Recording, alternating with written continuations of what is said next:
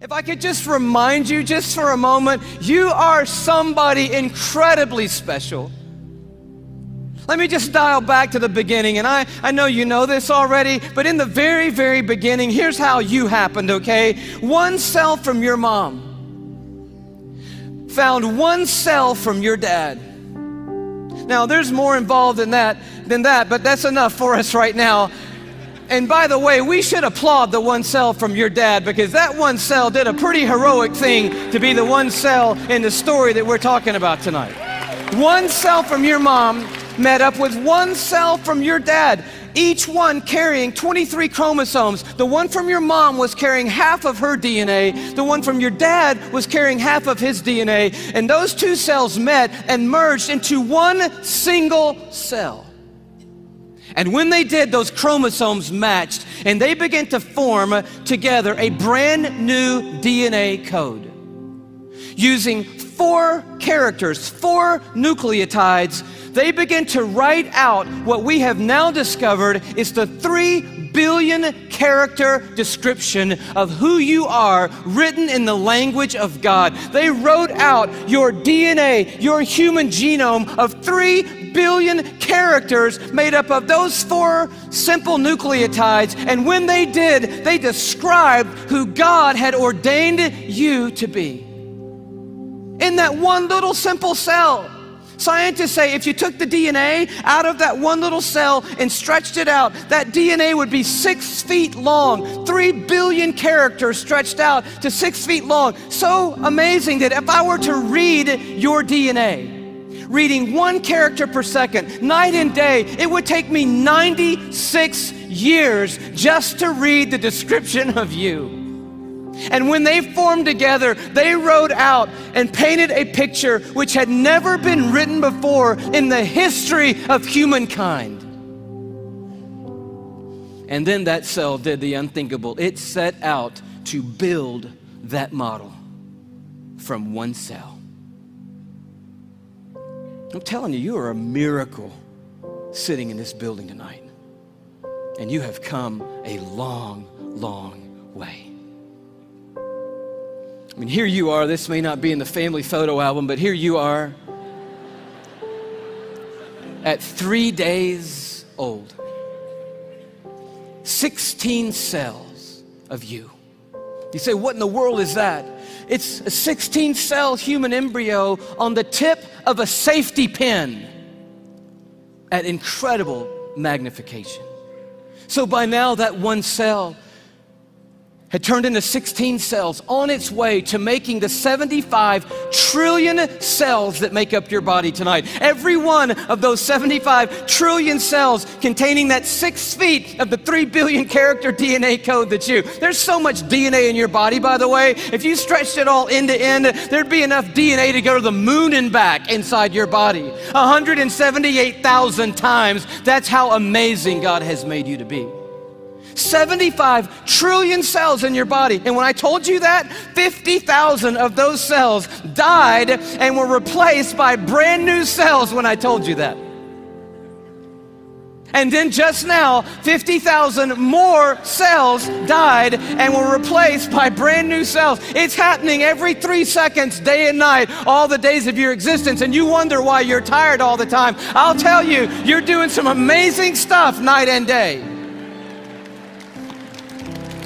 We're miracles, you and me. I love the way Augustine said it, one of the great fathers of the church and of the faith. He just nailed it when he said it like this. Men go abroad to wonder at the height of mountains, the huge waves of the sea, the long course of rivers, the vast compass of the ocean, the circular motion of the stars. But they pass by themselves and they don't even notice. In the womb, miracles happening every moment. Here you are at 5 months in the womb. You remember those days? Those were the good old days. And just miracles happening every second. Let me tell you about one. 1 million optic nerve endings left the optic nerve center of your brain, in the womb, headed for 1,000,000 optic nerves that had left your eye. And they had to meet and match their exact partner, 1,000,000 looking for 1,000,000. And when they found their exact partner out of 1,000,000 and matched up together, in that instant you had sight.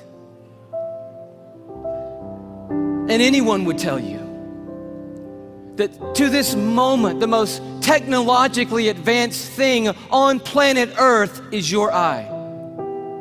Oh, but it didn't do you any good, because when that moment happened, you just had one piece of skin completely covering your eyeball. But as I read in one textbook, miraculously and mysteriously at about the 6th month, a little cutting device appeared, and it cut perfectly that piece of skin. And you had eyelids for the very first time in your mother's womb. You are fearfully and wonderfully made. And the God of the heavens is the one who fashioned you together. And He knows your name tonight. And He knows every single thing there is to know about you. And He's made you a promise that for those who trust in Him, He will literally hold them in His hand and carry them all the days of their life. This Psalm 33 that talks about a star-breathing God turns an interesting corner. It says, "For He spoke and it came to be. He commanded and it stood fast." That's power and awe. But now it gets very personal. From heaven, the Lord looks down and sees all mankind. From His dwelling place, He watches all who live on earth. He who forms the hearts of them all and is intimately acquainted with everything they do. And then He goes even further. And He says, "The eyes of the Lord are on those who fear Him, on those who hope in His unfailing love." And here comes His promise: to deliver them from death and to keep them alive in famine. And that is the promise tonight, because this building and our world is filled with hurting people, with lives that are spinning out of control, with pain that we didn't ask for or could never imagine. And God is making a promise to us tonight. He's saying, "I am a universe maker and I am a heart former, but I'm also big enough to be intimately acquainted with all the circumstances of every one of your lives. And I promise you, no matter what comes in this lifetime, no matter how difficult the road or how dark the night, I will hold on to you, and I will literally hold you together and carry you through any and every circumstance that ever comes your way, any moment on this planet." It's the promise of God. And you say, "Well, man, that sounds good, but how do I know that's true of my life right now, Louis?" I mean, that's really what we want to know tonight. And I'll tell you how you can know tonight that God will always hold you together no matter what. It's by looking a little deeper into the human body, and it's a little protein molecule called laminin. Yeah, that's about what I felt the first time I heard that. Long story short, the tour was winding down last time around. We were in Tyler, Texas. The night was over. A guy walks up to me. I wish I could tell you the whole story. It was so of God. Introduces himself to me, says, "How are you doing? I just wanted to say hello." I said, "It's nice to meet you." He says, "You guys winding the tour down? Where are you going to go from here?" I said, "Well, I'm on my way back home to Atlanta, Georgia." He said, "Well, what's next for you?" I said, "I'm going to be preaching the next 2 Sundays for my pastor back in Atlanta." He said, "Oh, cool. What are you preaching on?" I said, "Well, the series is on the glory of God in the human body." He said, "That's really amazing. I'm a molecular biologist at the university down the road. Give me your talk." And I was like, oh, wow, I wasn't quite yet ready to unload the talk for a molecular biologist, so I kind of stumbled through what I had, and he's kind of being kind and gracious and like, that's good. And then he says, well, what's your big left hook? You got to have a left hook, a big finish, right? I said, I don't have a left hook yet. He said, oh, Louis, oh man, your left hook is laminin. And I'm totally blank on laminin. He goes, Louis, it's a cell adhesion molecule. Protein molecule? Do you know about proteins? I'm like, no. He said, Louis, cells organize into certain molecular structures, and that determines what protein there are. There are between 10 and 60,000 proteins in the human body. We don't even know how many proteins are in the human body, but one of them is a cell adhesion molecule. It's organized into this certain structure, and that tells the cell what its job is in the body. And this one is a cell adhesion molecule. And I'm like, all right. He said, no, Louis, it's like the rebar of the human body. The steel they put in the concrete when they lay the foundations of things, it's that stuff. It's holding your membranes together. It's the glue of the human body, Louis. It's laminin. You got to tell them about laminin. And I'm like, I promise you, I'm going home and tell them about laminin. And I'm sure when I do, revival is going to sweep across the church and probably around the world when I tell them. He said, no. You got to see laminin. I'm like, okay, let's see it. He said, no. You need to go look it up online. You need to go Google laminin. I'm like, I don't even know how to spell laminin. Takes his card out. He writes on the back, Laminin. I'm like, okay, I cannot wait to get to my computer and get on Google, click on images, type in laminin, and I'm waiting, and these little thumbnails come up on the screen, and I'm like,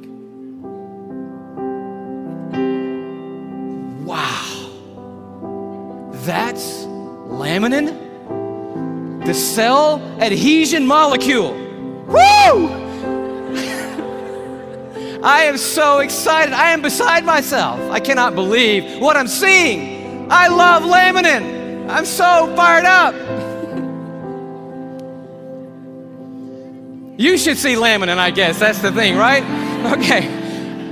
Here is a scientific diagram of the laminin cell adhesion molecule that's holding your body together right now, okay? This is what I found right here.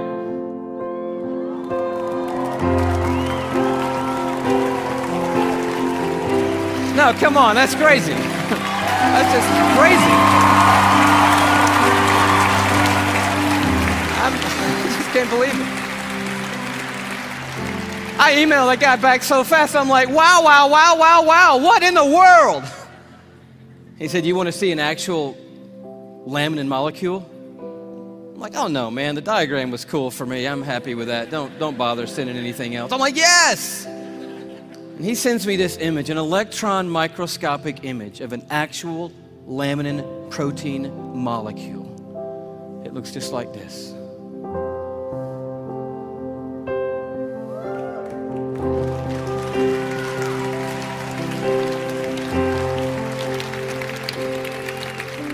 Like, how crazy is that?